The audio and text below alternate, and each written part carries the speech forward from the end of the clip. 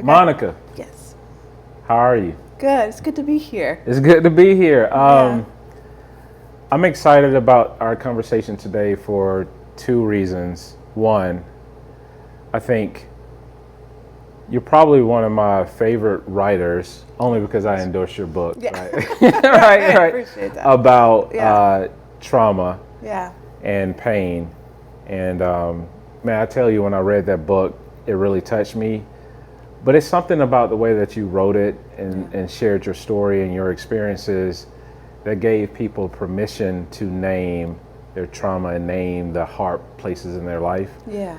And then the other thing too is like you've been a committed volunteer with our organization for a number of years now, Yeah. and I just counted the honor to just reflect on the ways in which your family has shown up to help support our initiatives.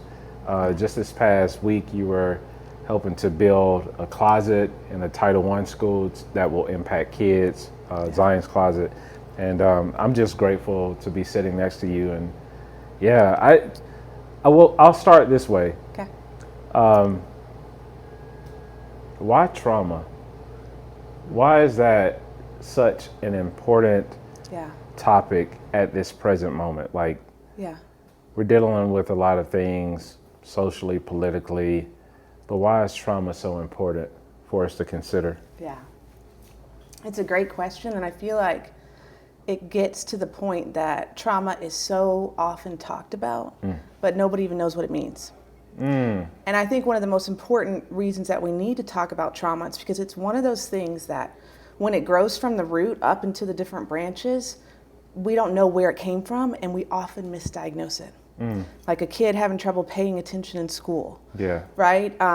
Someone having a panic attack in a restaurant, like that could all be trauma and nobody even knows. And so I feel like one of the best things that's happened is that we talk about mental health and we talk about trauma, but one of the most difficult things that has happened is these words are so overused that we don't even know what they are. And so they can lose their power and their effectiveness in helping people heal. Yeah. When you say that the word is overused, I would agree. Like, I mean, gosh, I follow a number of accounts of social media influencers, and, you know, I have a background in clinical counseling, things like that. But when I read the post sometimes, it lacks the depth. And so could you just kind of explain to us what the proper definition of trauma is and why it's so important to, I guess, differentiate how it's being used in an oversaturated way versus what it actually means? Yeah, I mean, so not everyone agrees on what trauma, how to define it, which is part of the problem that we see publicly. But one of the, I think the simplest way to think about it is that trauma comes from the Greek word, which means wound. And trauma is not the event. It's what happens in your body from the event. And so litigating whether this was a traumatic experience or not doesn't matter because it's in the person's body, whether or not they experience it as trauma. And so like one of the ways that people can sort of simplify it is it's the event, that's the thing out here, the bodily experience, and then the effects long term. All those three things together are actually what define a traumatic experience or a trauma. Yeah. I've never heard it explained that way. Obviously, I did a lot of research papers when I was working on my master's degree. I remember group therapy. I remember classes where you're looking at theoretical approaches. And normally when you look up those definitions, it's like very abstract. Totally. And so like, you know, top down, that it doesn't create the type of practical language that everyday people can walk away with. And so you define trauma as the thing that actually happens in your body after the event. Why is that important to that distinction? Great question. To be fair, a lot of clinicians, you know, define it that way. But the reason why that's important is because each person has a different history. And so they have a different way that a traumatic experience is going to impact them. Like, let's say there's a fire in a school. Yes. Right? And in the school, the fireman comes in, or the firewoman, and they don't experience a trauma, but the first grader experiences a trauma. Yes. Right? And so, just defining the event as the trauma, we miss so much, and we miss the person, then we miss how to help them. Yeah. Because everyone's going to experience it differently. We both get into some sort of an accident, and we're going to walk away with different traumatic experiences from that based on our lives up until that point. Yeah. And I think just even personally speaking, like, I've been through a lot of trauma. Yeah. And I'll even share, here recently, the loss of my dad. Yeah. And it was traumatic events of me being in the hospital, caregiving, being by his side, and then experiencing the anticipatory grief, right, of this event that he's going to make a transition, but not yet. It's like that kind of waiting process. And then afterwards, I preached this eulogy, and then I started to notice how it was showing up in my body in terms of what I was actually feeling. Yeah. Because it was traumatic to see my father, this guy I looked up to, this guy I established a relationship with, like one of my close friends, and then to walk away from the gravesite, to go back to normal life, but then to even have the trauma of trying to communicate this and name this pain and all of this stuff, and then people not necessarily wanting to be proximate to suffering, right?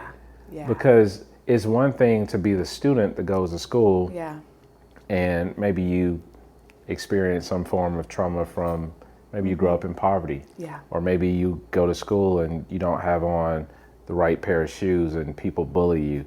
But it's another thing to have people around you, even in the context of community, to not necessarily understand how you as the individual are navigating the experience that you've had, right? Absolutely. Which is why I resonate so deeply with what you just said. Like, every single person has their own relationship and experience with trauma and how it shows up in their life. Yeah. And I'm so, help me understand what happens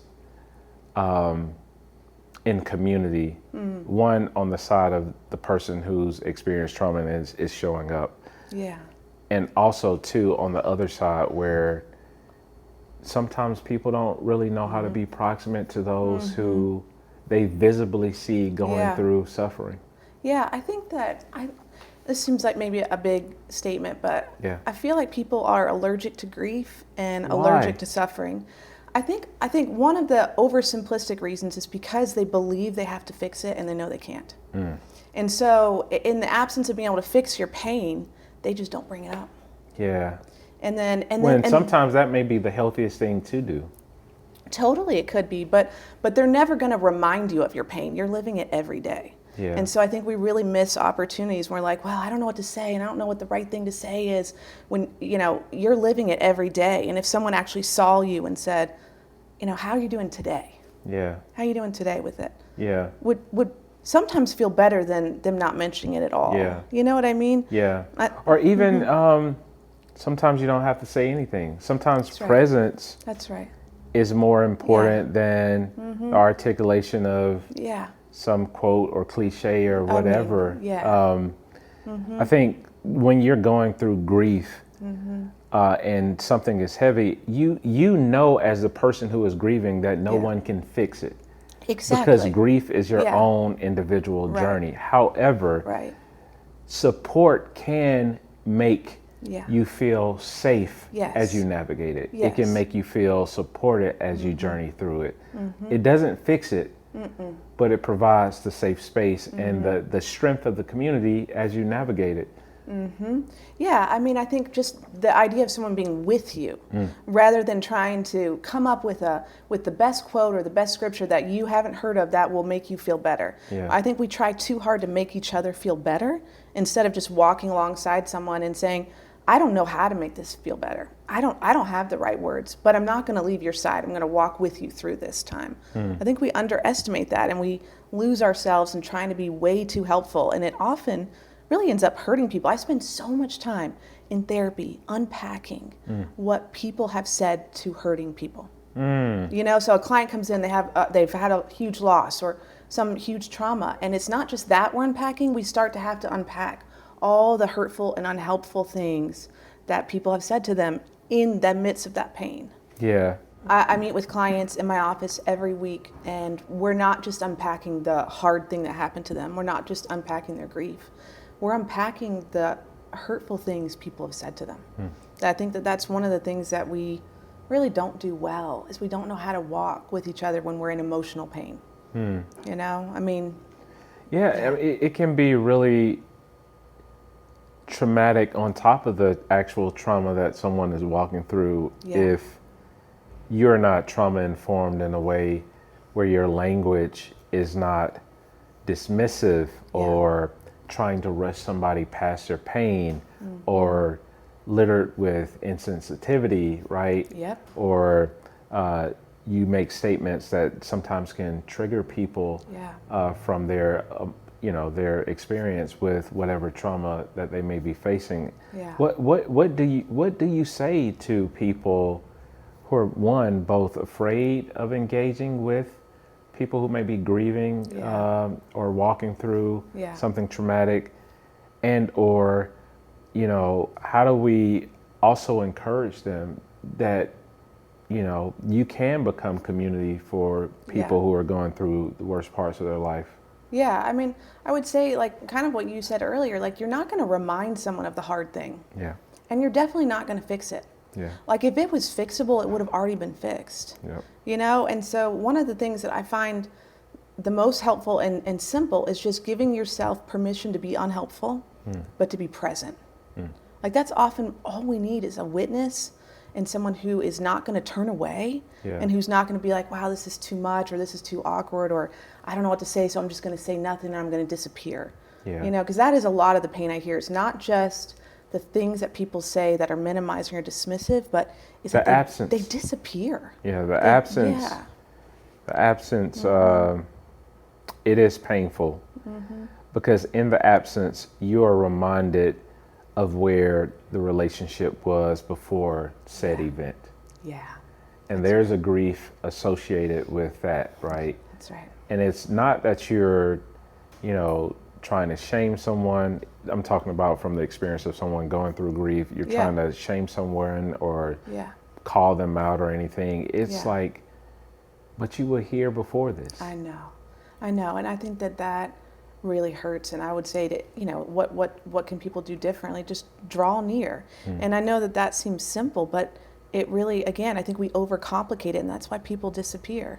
I don't know what to say. I don't want to bring it up. I don't want to remind them of it. I don't want to say the wrong thing, and just being there is better than nothing. Yeah. We're at a time too, like I've been noticing that there's a lot of collective trauma happening. I agree. Sometimes just being in the social climate itself, you experience trauma indirectly based on what so-and-so said, this leader said, a debate that's happening here. You pull up your social media profile, there it is again. And there's a sort of collective trauma happening, which is different from the personal trauma. That's right. And so how does one navigate maybe something that they're going through personally? I'm a firm believer in therapy. I believe it is very helpful. I also believe in creating some type of healthy coping skill regimen. Doesn't take away or solve the issue, but helps you become strong enough to manage what is happening, because it's all about the self. But like, what do you say to those people who may be wrestling personally, and then, and now I looked on the phone and this thing is happening? I would say that everything is connected, and we really underestimate that. Like, people are like, why am I having a bad day? Why is it hard to get out of bed? Why am I feeling depressed? Why am I feeling anxious? It's because everything is connected. When you pull up your phone and you see these real traumas happening, even if they're not happening to you, they are going to be triggering you. And if you have your own personal history of trauma, they're going to be triggering you even more. And so it's like concentric circles, you know, it's all going to impact us. And I think that, you know, there's one of the most important things we can do is, like, you know, if you're in a movie theater and there's a loud noise, you look to the person next to you. You don't look to the exit. There's a human thing where you actually look, am I safe? Are we good? Before you look for the exit. And so one of the most calming things for our nervous system is safe people. You know, so if you're experiencing this collective trauma, if it's triggering your own personal trauma, you got to find at least one safe person. That's the first thing to do. That you can be like, did you read this? Do you see this? Because your nervous system is then, I'm not alone.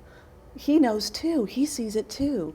And then there's other things we can go into that are coping tools. But that's the first one that I think we also underestimate. Safe people. Safe people. Well, what do you say to those persons who are like, I feel isolated. I feel... That's fair. It's good. You know, I am.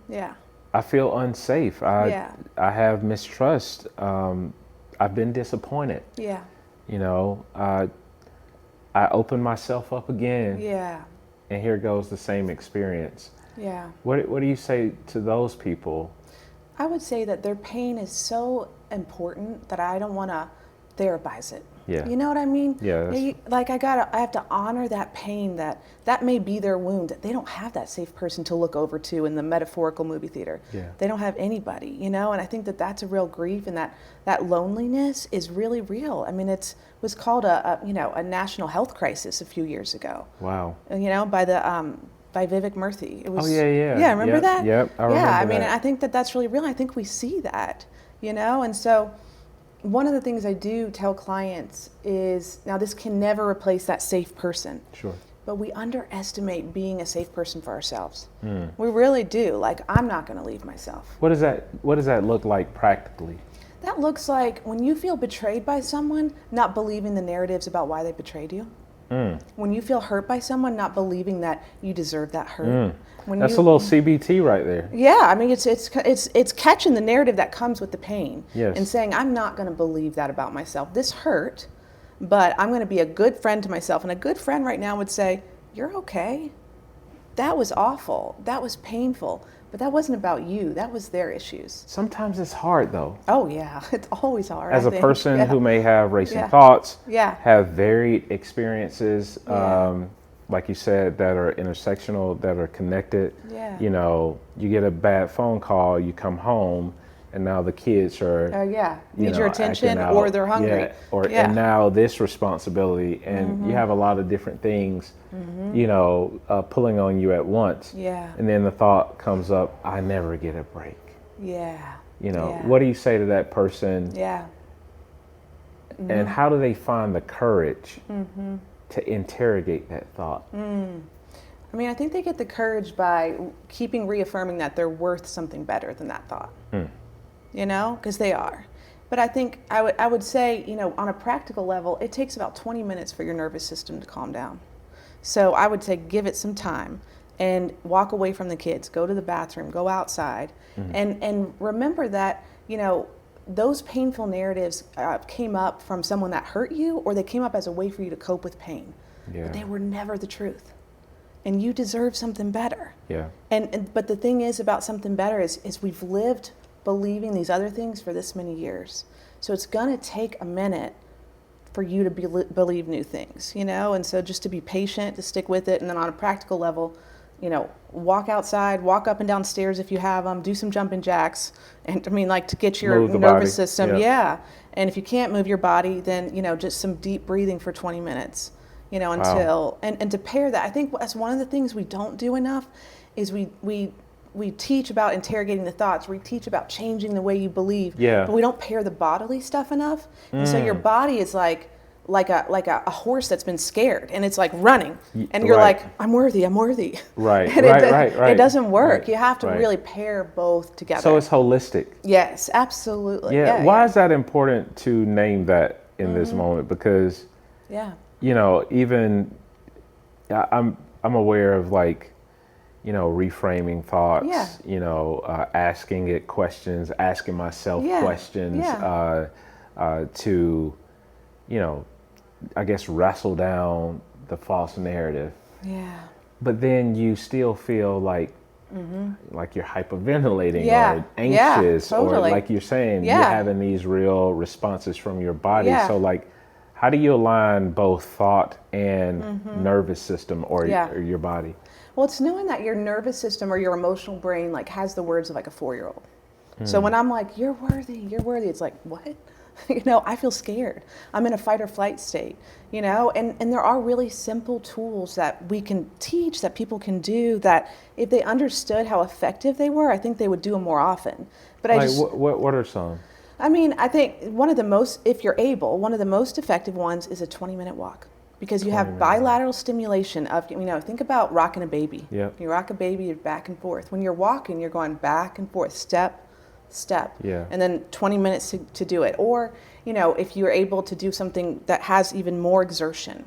Because if a gazelle escapes a lion, now stay with me. Yeah. If a gazelle escapes a Yeah. lion, afterwards the gazelle will shake it off. Or if I'm walking my dogs and they see a scary dog, afterwards they shake it off. And what that is they're shaking the stress out of their nervous system. But we don't ever do that. And so it builds and builds and builds. And then we're wondering why we can't believe the positive thoughts. It's because our body is still in a state of fight or flight based on our personal history, or based on what we just saw on the phone, or based on what someone just said to us. Yeah. Yeah. We've been talking a lot about mental health, in the public space. Yeah. And we all know it's important, but there's an element to it that, I just have to name in this moment. So obviously I work in an organization. We stand in solidarity with a lot of people who are vulnerable, unhoused, people who are impoverished, people who can't access That's right. mental health support, Yeah. And sometimes it is hard to hear certain commentators or talking heads talk about those who may be impoverished or unhoused, and frame them and pathologize them in a way to suggest that all they need is this resource and everything will be okay. Yeah. When that's actually not the truth, because sometimes even like it's a privilege to sit down and talk about these things. It's a privilege to have insurance, to find a clinician, to be able to, go to said number of therapy sessions. Yeah. It's a privilege to even have the resources if that therapist is not sliding scale. It's a privilege for all of those things. And so what do you say to people who is having this conversation, just even for me personally, I'm processing this, that may use this sort of narrative or, pathologizing those who may be,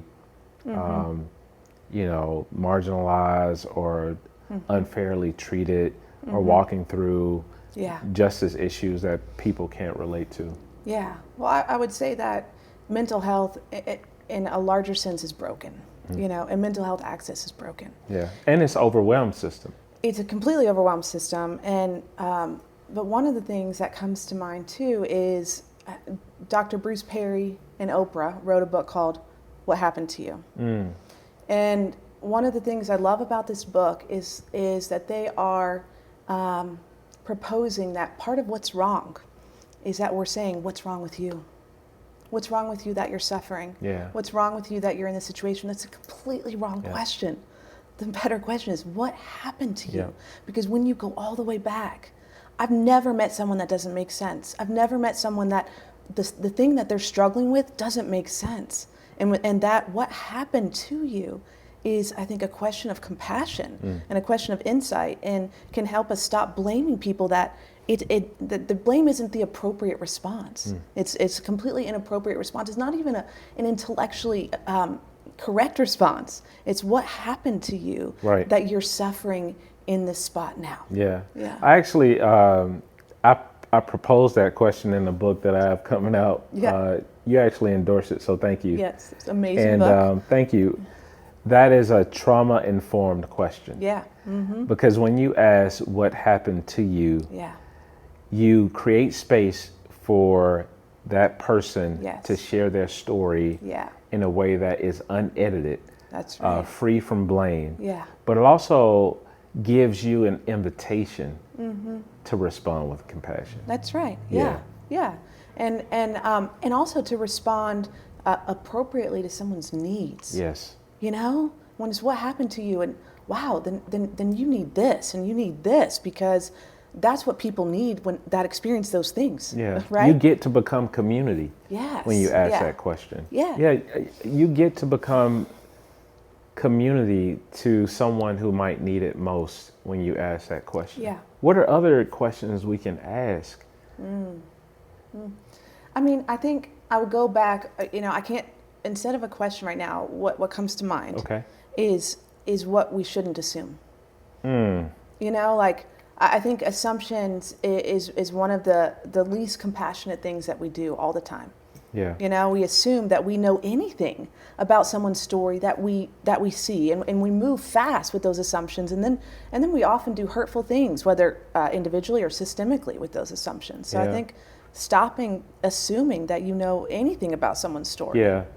I remember writing my first traditionally published book. It's called I See You, How Love Opens Our Eyes to Invisible People. It's a great In book. that book, I proposed that a person ask the 7 whys, right? And it came from this experience I had with a volunteer who showed up, and very person of privilege, very privileged person, and started questioning the agency and the preferences of that person that was going through the experience of poverty and homelessness. And I asked her, I said, why do you believe that? Because she brought it to my attention. And she said, and I said, well, why do you believe that? And we kept going, because I kept asking why. Until she got to a place where she immediately stated, I don't know.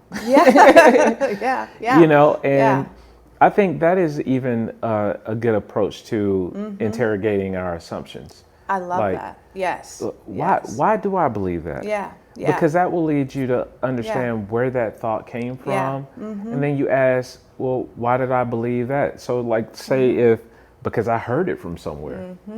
Well, why do I believe it? Because I heard it this place.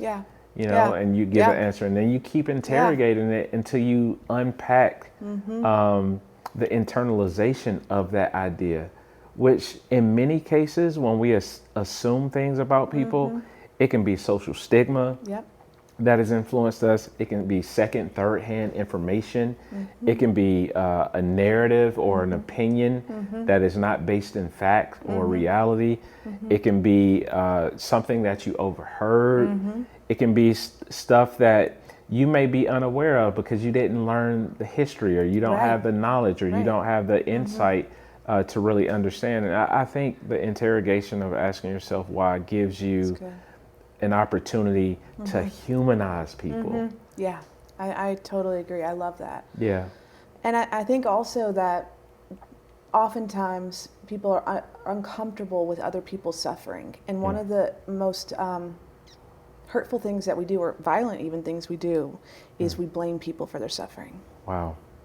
And blame people for their suffering. I see it all the time. And we see it all the time on a macro level. Yes. I see it all the time on a micro level individually. And it's dangerous. Yeah. It's dangerous. And it comes down to us being uncomfortable, the people that are blaming, being uncomfortable with someone else's suffering and unwilling to look at the why, unwilling to look at what happened. Yeah. You know?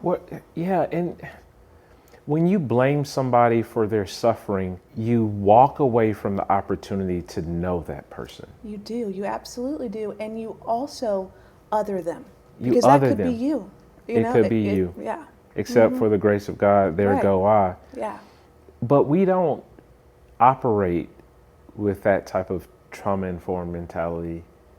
Do you think that is, based, I see it rooted in a lot of different things, Yeah. It could be capitalism, it can be a lot of the isms, Yeah. materialism, it can Yeah. be that we live in a society that always forces people to be self-indulged, like, Yeah. just me, Yeah. me, my world, my Yeah. progression, my wealth, my this, my that, and we forget that we live in a global village. Yeah. A world house, as if I could use Martin Luther King's language. And there are people around us Yeah. that have their own stories. And, Yeah. to be a good neighbor means to also acknowledge that someone close to you Yeah. may also be going through Yeah. something serious themselves. Yeah. Yeah. How do we live outside of ourselves sometimes I'm not saying like totally sacrifice your life and like Yeah. you don't name the things you don't pursue, you don't have goals and dreams, but I'm saying that we shouldn't do that selfishly. Yeah. And I think if I were to be in my lane as a therapist, thinking about that really important question, I would think that it's often our unresolved issues that keep us from being able to see other people. I mean, and sometimes that's just we're just suffering and we can't. But sometimes it's issues that we inherited. It's things that we were taught. It's our inability to look past ourselves and our own perhaps dysfunction, our own beliefs that need to change that keep us from doing that. Yeah, that reminds me of a friend that recently told me a story. He was out with another friend. I think they were at a stoplight, whatever. The friend has access to wealth. He has $40 in his pocket. He notices a man experiencing homelessness, and he asked his friend, like, did you not just see this person right before him? And I think he said that he didn't even pay attention. He wasn't even aware. And he gave him half of his money because he had compassion and understood that that person may have not eaten today. It was visibly clear that suffering was present. Right. On one end, when I hear that story, I'm like, man, how do we become like the person who's in the passenger seat and not the one who is only focused on the road and not aware of what's going on around, I do. And I feel like that gets to like spiritual questions, about how we see the world and how we see our role in the world and do we see ourselves as all interconnected or not, because if we're not interconnected, which a lot of people are acting like we're not, then you don't see other people and you don't see yourself in other people. You don't see. That's it right there, though. Yeah. A part of our own sense of humanity is wrapped up in to the humanity of those who are around us. And I normally say this, even when I go out, sometimes I'm asked to give talks, that what I do for someone else, I'm also doing for myself. Absolutely. Yeah. I mean, I think that we honor each other's humanity in that way. Like, I'm more human when I'm honoring someone else's humanity. Yes. Right? I'm less human when I'm not honoring someone else's humanity. Well, unpack that statement, because it's a good statement. Yeah. Well, I mean, I'm divorcing myself from my own needs, from my own vulnerability, when I'm refusing to acknowledge someone else's. Wow. When I don't see their needs as real, I mean, my suspicion is then I wouldn't be really seeing my needs or the needs of my kids as real. Wow. I just feel like it's a positive cycle and I've read research that empathy begets empathy, compassion begets compassion, that the more that we move in those directions, even with self-compassion, the more we're able to give that to other people. Yeah, and even to ourselves. Yes, it feeds on itself in a positive cycle, just like it can feed on itself in a negative way, the opposite way. Would you say that compassion towards others is a direct reflection of how compassionate you've been to yourself? Or can you be compassionate towards someone else, but yet still lack the self-compassion for yourself? I would say anything is possible. Okay. That's one thing I would That's say. A great anything answer. is possible. That's a therapist answer. It really is. I mean, I said with enough stories, anything is possible. But I will say anecdotally that what I see is that when people get more comfortable with their weaknesses, with their vulnerability, they're not freaked out by other people's. When I get more comfortable with my just vulnerabilities, where I'm frail, where I have trauma, I'm not even worried about someone else's. I'm comfortable to move towards them, because I think that when we're closed off and we're sectioned off internally, it's gonna be more scary to be around someone else's pain or suffering. Yeah. Whereas if we're comfortable with our stories, and I think that we notice that the people that are comfortable hearing our hard stories, they're usually people who are comfortable with their own hard stuff. Yeah. So I think that's real. I really do think it goes that way, but yeah, that's real. I mean, I see that even in I guess the way that I try to show up in the world. Yeah. Not to overshare, but live in a way that is vulnerable. Because I think sometimes people are scared of vulnerability 100%. Because there's this, I don't know, this idea that vulnerability is weakness, that vulnerability makes you look like you don't have any strength. And I actually think it's the inverse, right? To be vulnerable is to be courageous. To be vulnerable is to relate to humankind and the human condition. To be vulnerable is to relate to your neighbor who may not have the same pain as you, but has pain, because pain itself is a universal language. And there's no escaping it as long as you have breath in your body. To be alive is to experience trauma. You don't escape this life trauma free. No, and the statistics would say that. Yeah. I mean, and I think one of the ways that we see that is, I think we can all think of someone maybe who had a little bit of a hard edge or heart towards someone or towards an issue. Yeah. And then they experienced it themselves. And all of a sudden, they're softer. They're open up. Yeah. They're open to it now. And I think that is, it was an unwanted dance with vulnerability that they found themselves in. They didn't choose it, but it still had its impact that when they are comfortable with their vulnerability, now they're more comfortable with someone else's, I mean, even I've always been an advocate and inclusive of all sorts of communities. And, when I was in a car accident that almost took my life, I, had to go through surgery, rods in my body, and realizing that I would be living with a disability. It's not that I did not acknowledge people living with a disability. It's that when I became a part of that community, everything looks different.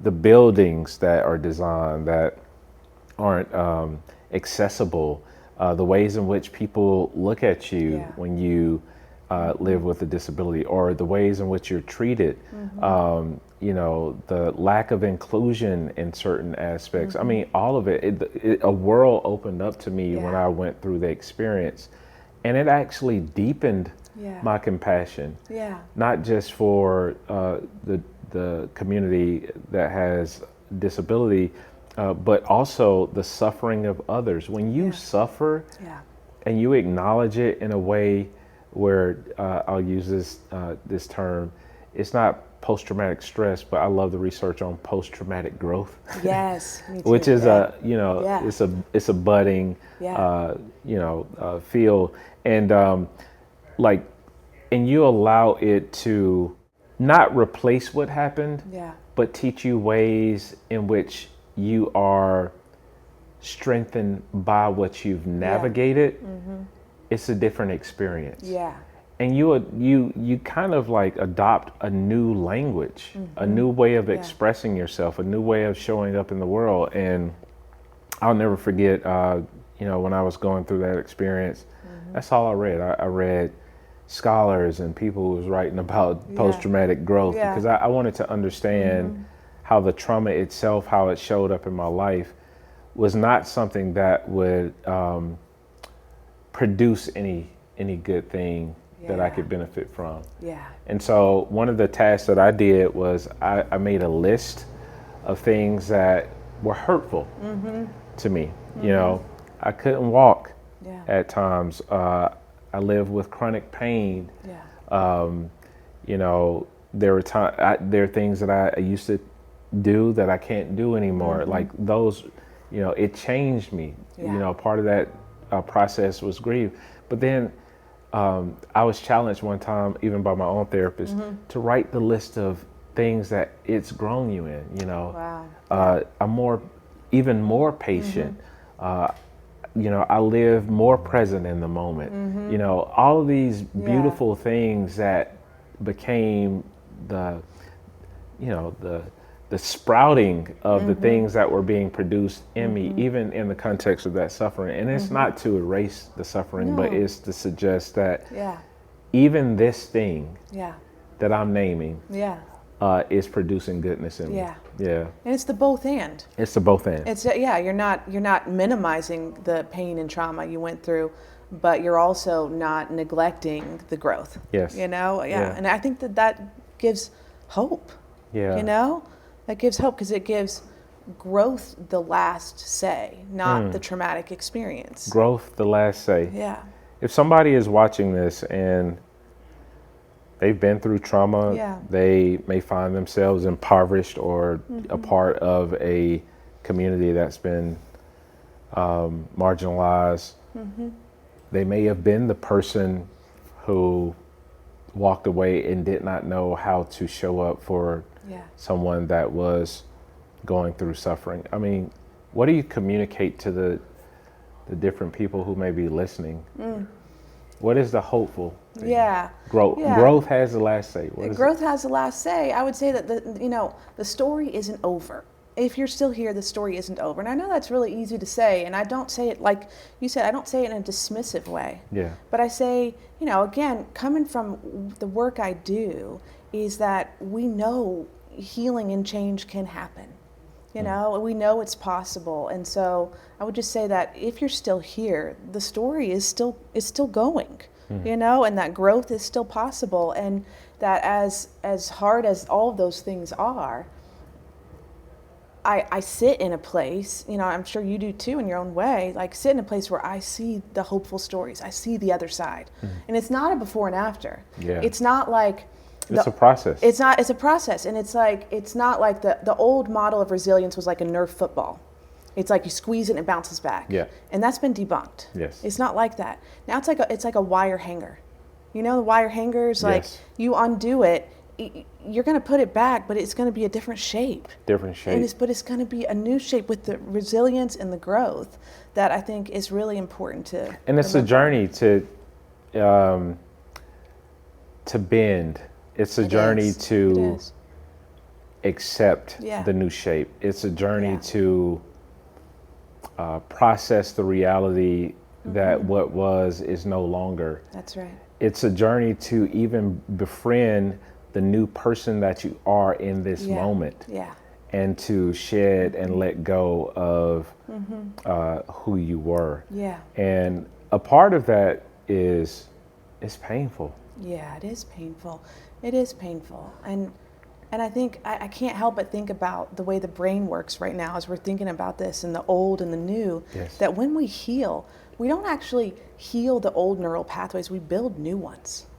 We build new experiences, new healing moments, new roads in our brain that are, wow, I'm resilient. Look at all these things after this. Yeah. And I think that can help because sometimes it can feel dismissive talking about hope when someone says, well, you don't know what I went through. Yeah. Like this can't be undone, and it can't be. Yeah. And I think that's one of the ways we hurt people is we, minimize it. But we're not going to ever be able to undo it, but we can build new roads. And your brain actually is built to build new roads. And that's how healing really occurs. That's hopeful. Yeah. That's hopeful. Yeah. You talk a lot about naming. What do you hope people name after listening to this? I would hope people name that, their story, their trauma, their pain, it matters. And even if no one else sees it, it matters. It matters. Yeah. And that it's not the end. If you're still here, it's not the end. That's right. Monica, thank you. Thank you. Yeah. It's great.